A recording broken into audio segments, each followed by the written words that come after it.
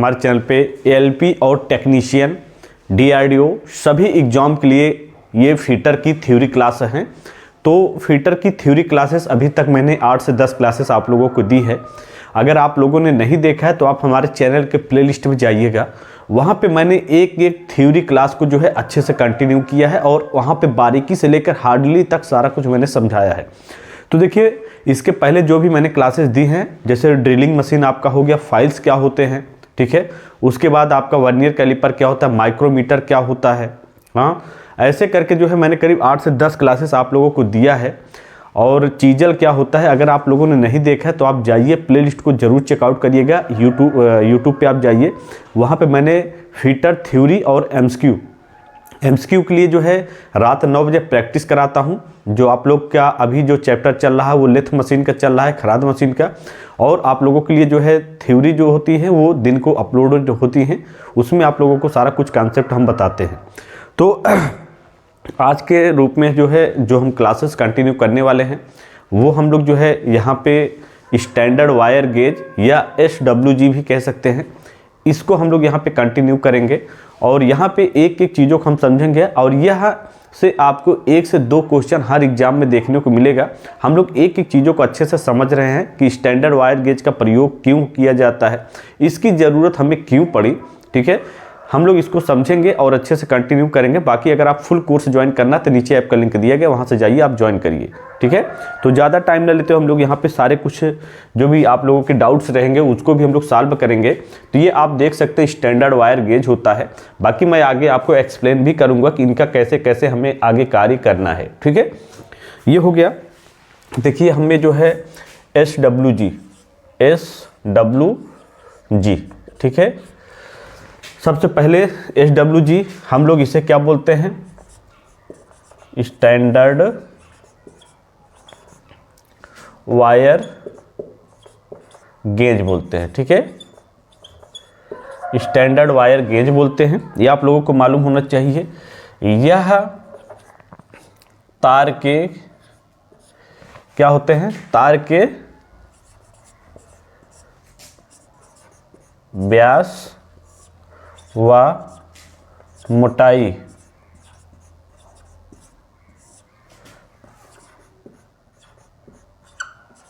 मापने के लिए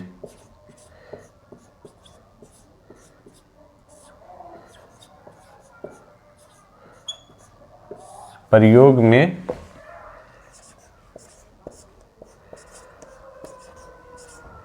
लाए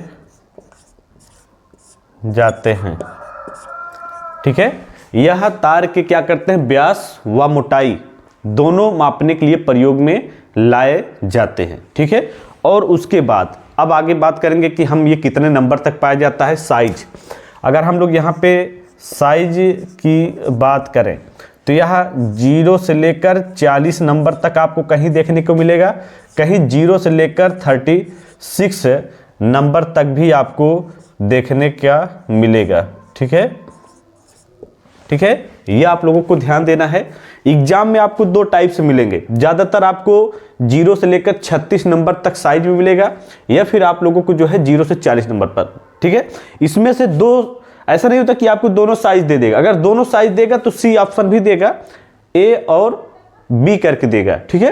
तो आपको दोनों तब कर देना है, ये आप लोगों को ध्यान देना। साइज में 0 से 40, 0 से 36, ये 2 साइज में आपको मिलेगा, ठीक है। उसके बाद मापते समय इसमें कुछ सावधानियां की बात की जाए, सुरक्षा की बात की जाए, ठीक है। हम लोग यहाँ पे सेफ्टी की बात करेंगे।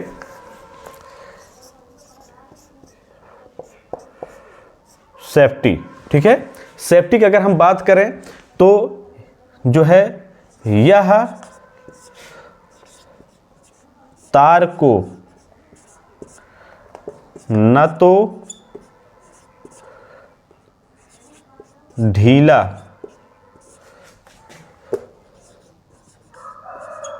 पकड़ेगा न तो कस कर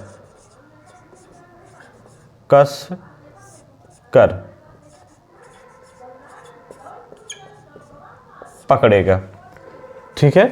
ये आप लोगों को ध्यान देना है। ये एग्जाम में बहुत ही इंपॉर्टेंट चीज़ें मैं आपको बता रहा हूँ। अगर आपने ITI फिटर से किया है तो यह आपको यहाँ पे देखने को नहीं मिलेगा। मैंने इलेक्ट्रीशियन के भी बुक को पढ़ा है, तब जाके ये चीज़ वहाँ पे मिला है कि ये पूछ लेता है कि जब भी स्टैंडर्ड वायर गेज तार को मापता है तो उस अवस्था में कैसे ये तार को काम में लाता है। तो आप लोग को ध्यान देना है कि यह तार को ना तो ढीला पकड़ता है ना ही कसकर पकड़ता है। मतलब कहने का ये है कि ये तार को बस एडजस्ट कर लेता है, बस उसी पे काम करता है। ठीक है, ये आप लोगों को ध्यान देना है, ये आप लोगों को मालूम होना चाहिए। और उसके बाद अगर हम लोग जो है इसके धातु की बात करें, मटेरियल की, ठीक है, मटेरियल की हम लोग बात करें तो मटेरियल में ये हमारा जो होता है या क्या होता है, स्टील का बना होता है। ठीक है,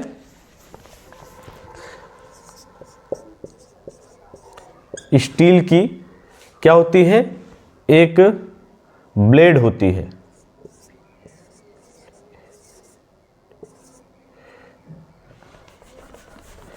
स्टील की क्या होती है,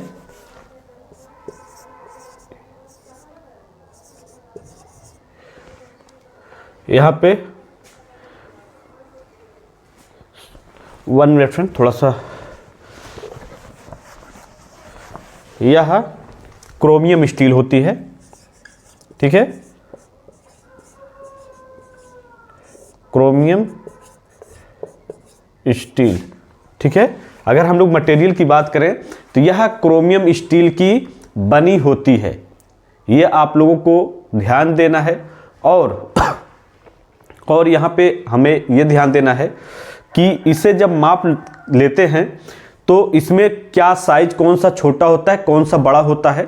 ठीक है, तो माप की अगर हम लोग बात करें यहाँ पे जो है माप में, ठीक है, तो यह 0 या 0 नंबर बड़ा व 36 नंबर छोटा होता है। ठीक है, थोड़ा सा मैं देख लो आप लोग को दिखाई दे रहा है नहीं दिखाई दे रहा है, जिससे कि हम आगे एक्सप्लेन कर सके। जी हाँ, तो यहाँ पे जो है जो छोटा होता है, जो 0 नंबर का होता है वो बड़ा होता है, जो 0 नंबर होता है। ठीक है, और 36 नंबर वाला छोटा होता है।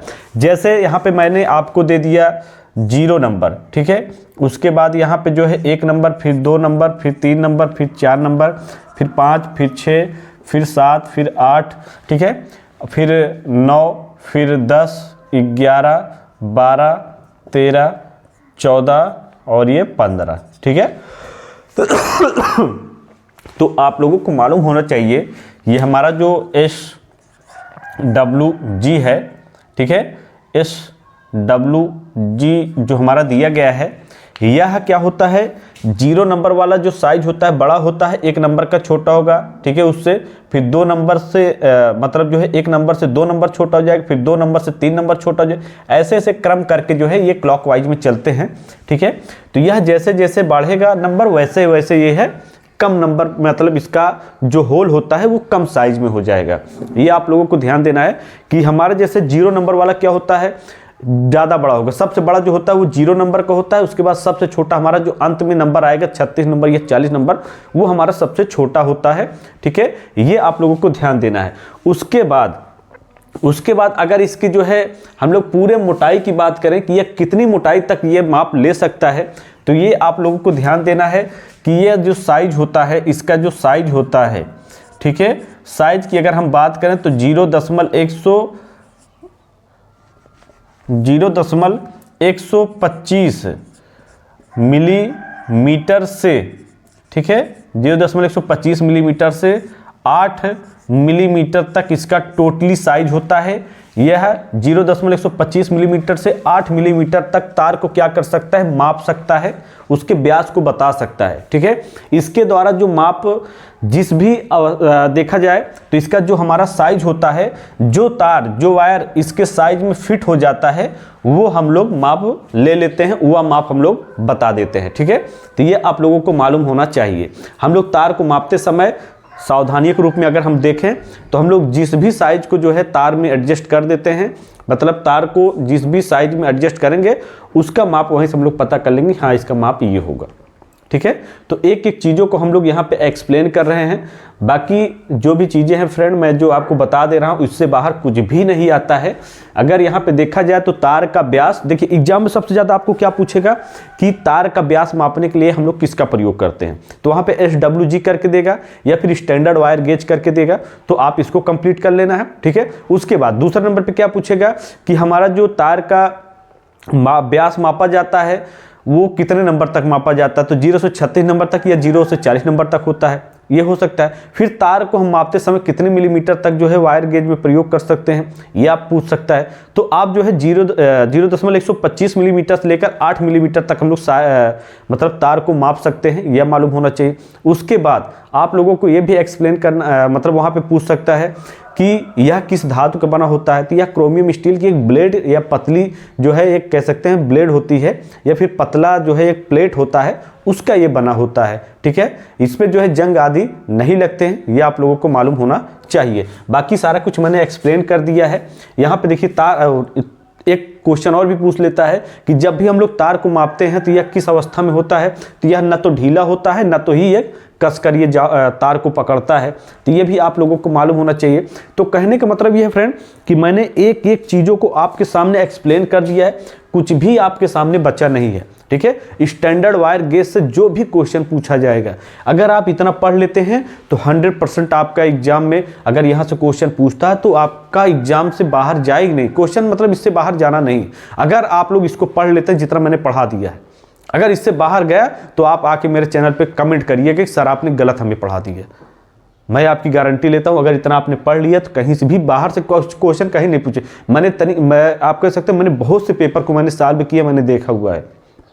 तो स्टैंडर्ड वायर गेज से ये जो होता है फ्रेंड, यहाँ से मैंने एक कॉन्सेप्ट आपको समझा दिए हैं, एक एक कॉन्सेप्ट को आपको मालूम हो गया है।